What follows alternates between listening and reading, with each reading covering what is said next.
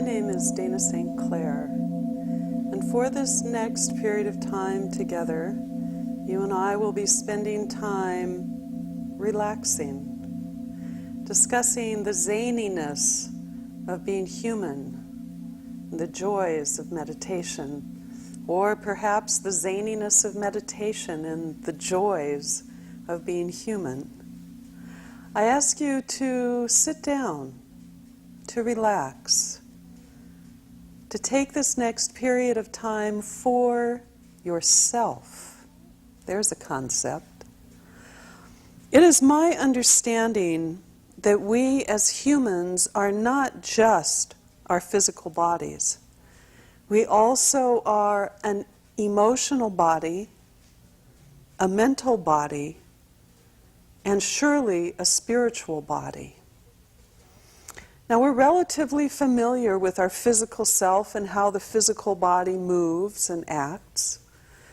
And you can also develop a similar familiarity, facility with your emotional self and your mental self. But it does take a willingness to stop and listen to what you're saying, really hear what your inner self-talk is saying to you.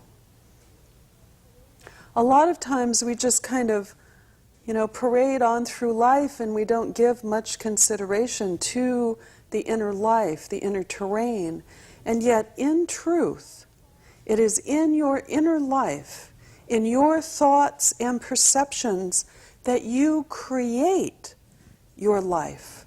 Certainly that you interpret your life and different events and what different people say. And that is what causes you to feel that a certain relationship or situation is a blessing or a curse, is something that's wonderful for you or difficult. So much of it has to do with your own perceptions.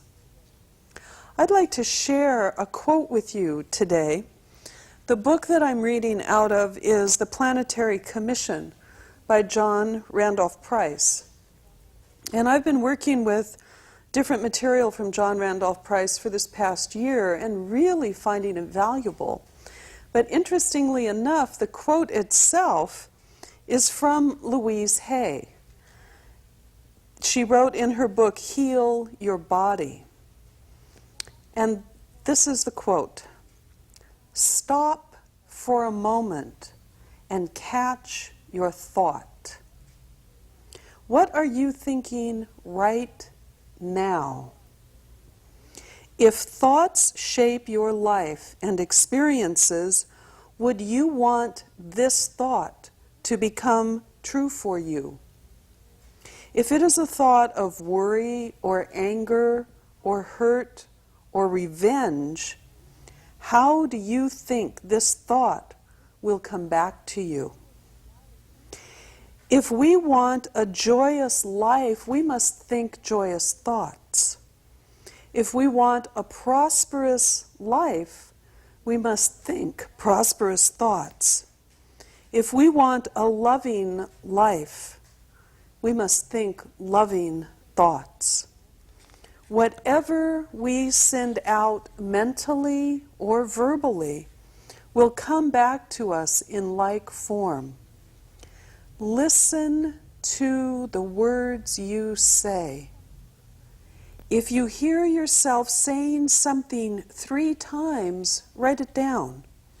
It has become a pattern for you. At the end of a week, look at the list you have made, and you will see how your words fit your experience. Be willing to change your words and thoughts and watch your life change. It's your power and your choice. No one thinks in your mind but you.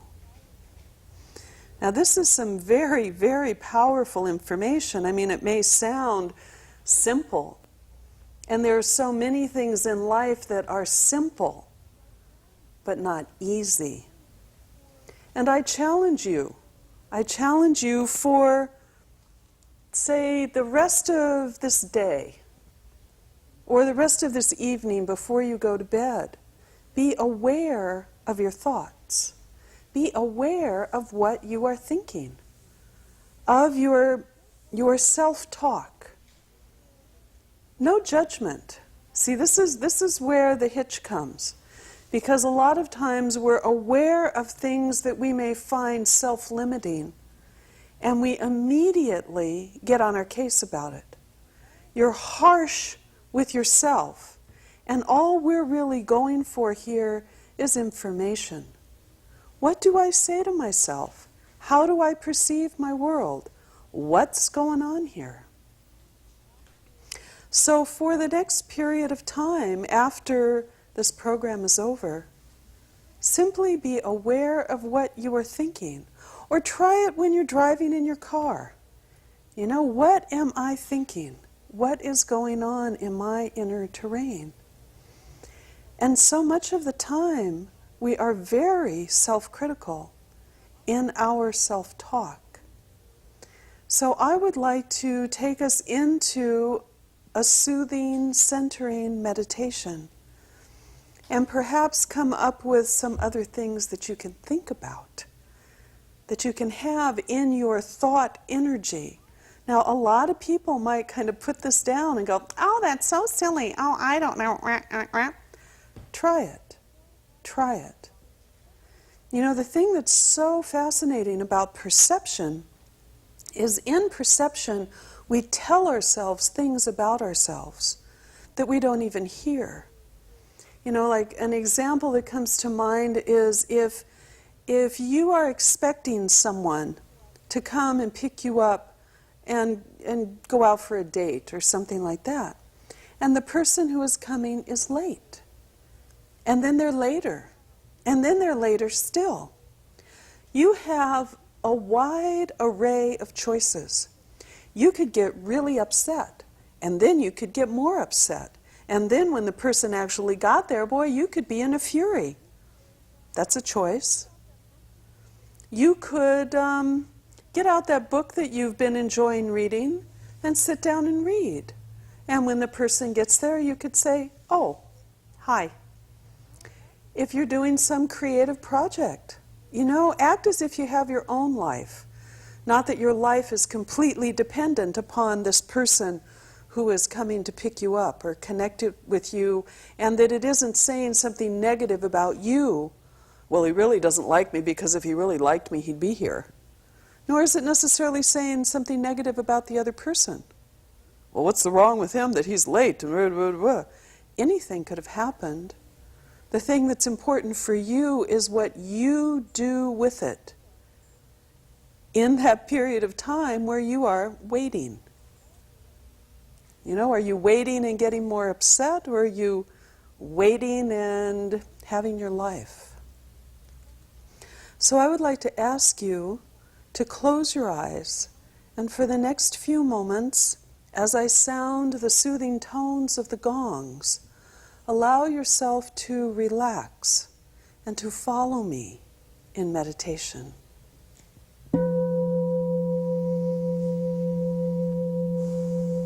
As you close your eyes, feel yourself relaxing and turn your attention to your breath. As you inhale slowly, deeply, exhale, releasing completely.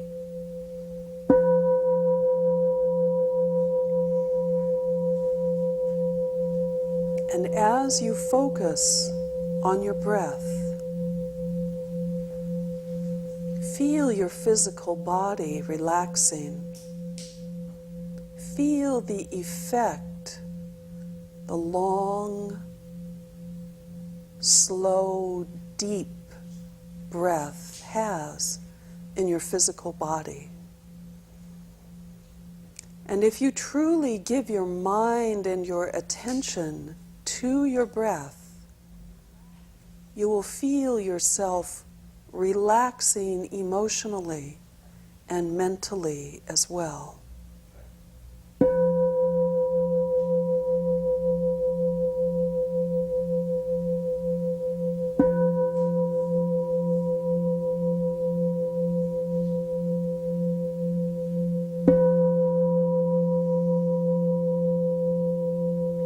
And allow your attention to focus in the very center of your heart. And as the mindful breath is relaxing your physical body, feel your emotional body relaxing also.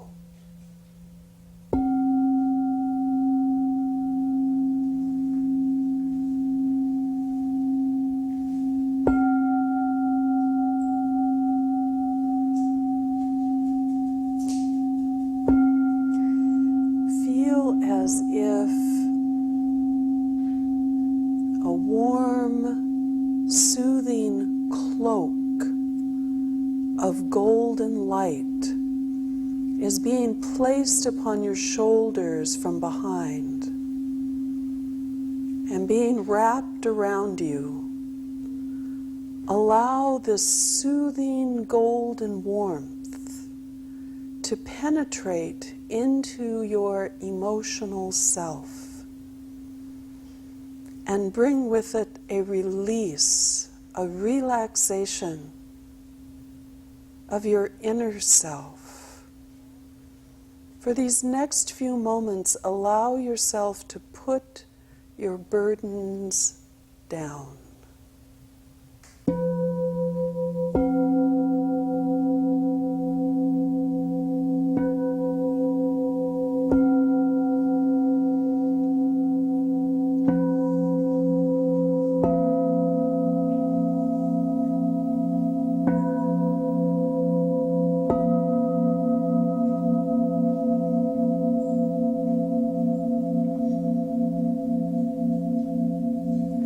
Now lift your point of focus up into the very center of your forehead. This is the Ajna center. Now do not strain so much that you give yourself a headache, but do allow your point of focus to be centered in the Ajna, in the center of your forehead.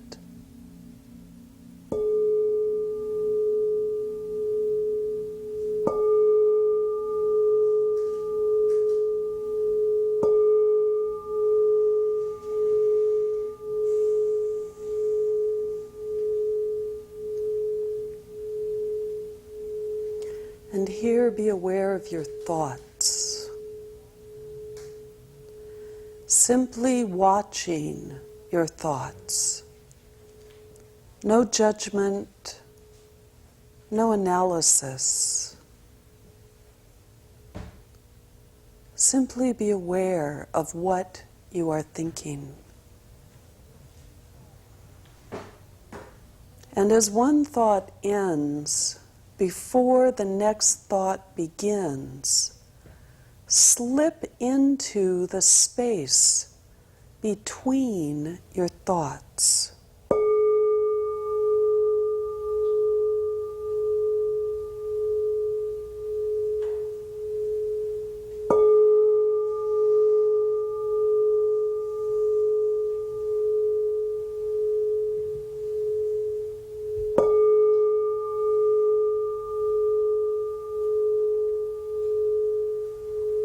And allow your consciousness to lift. Feel yourself quickening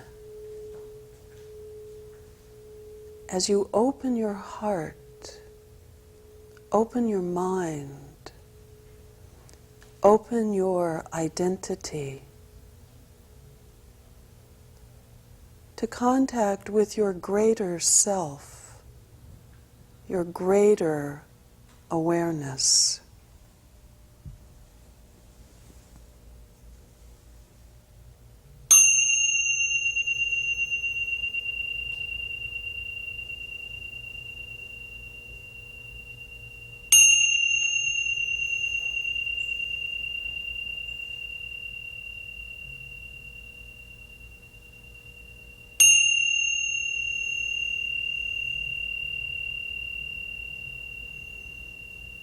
And for the next few moments, as you breathe slowly and deeply, each time you inhale, feel that you are inhaling the love of God.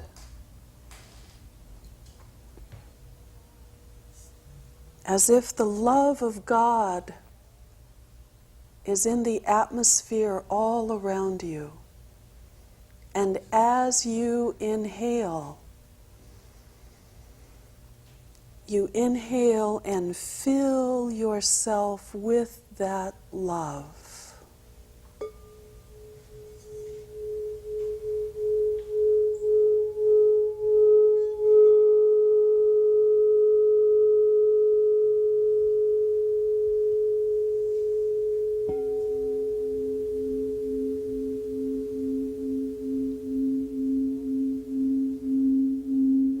And as you inhale the love of God, with every exhale, exhale appreciation for the blessings in your life.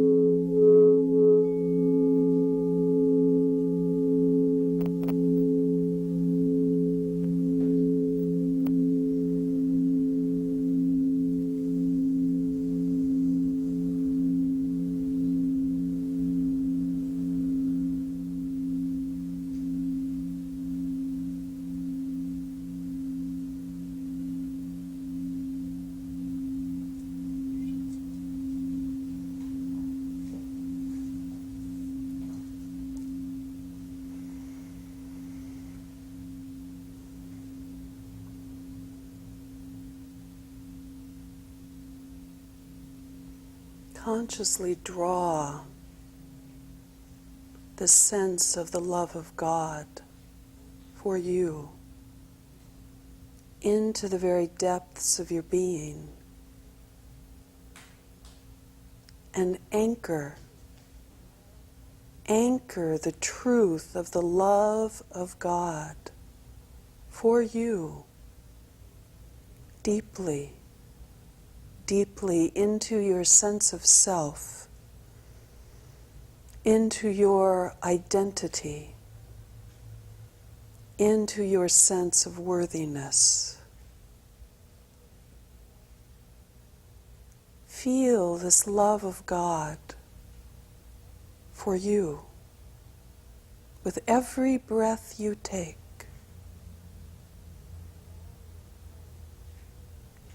And allow your heart to fill with appreciation for the blessings in your life. And every breath you release with appreciation.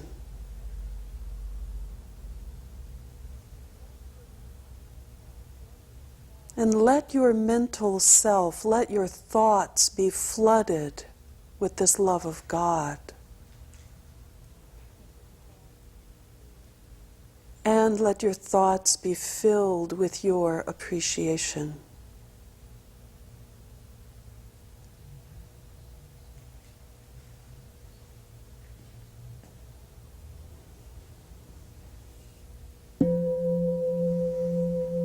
Let your emotional self be flooded with this love of God.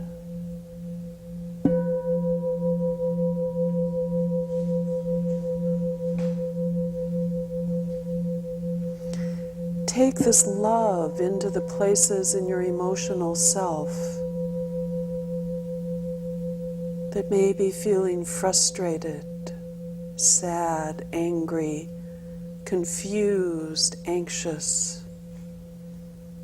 And not as if you were there to fix anything, but simply with the gift of the love of God Bless these places in yourself.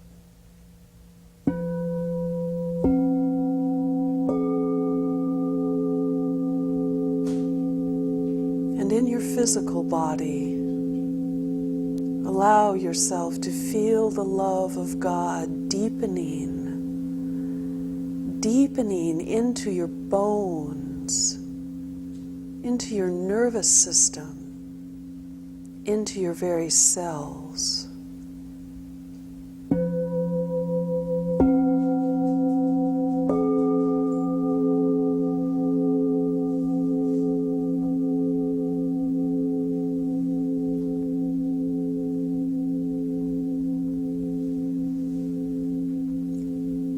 And as we bring the meditation to a close, consciously release this peaceful, centered, loving energy through you out into your life, and send the benefit and blessing of this energy out into humankind and the planetary life.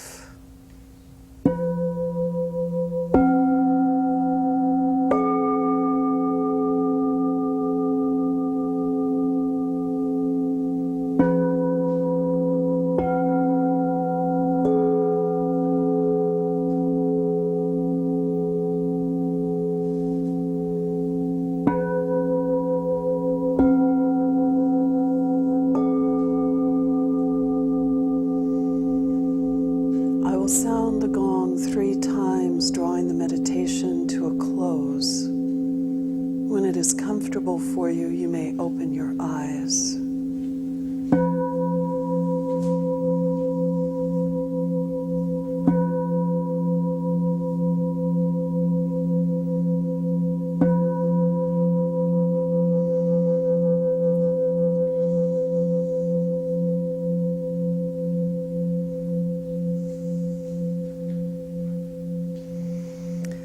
Take a moment to be aware of what you are thinking and feeling right now.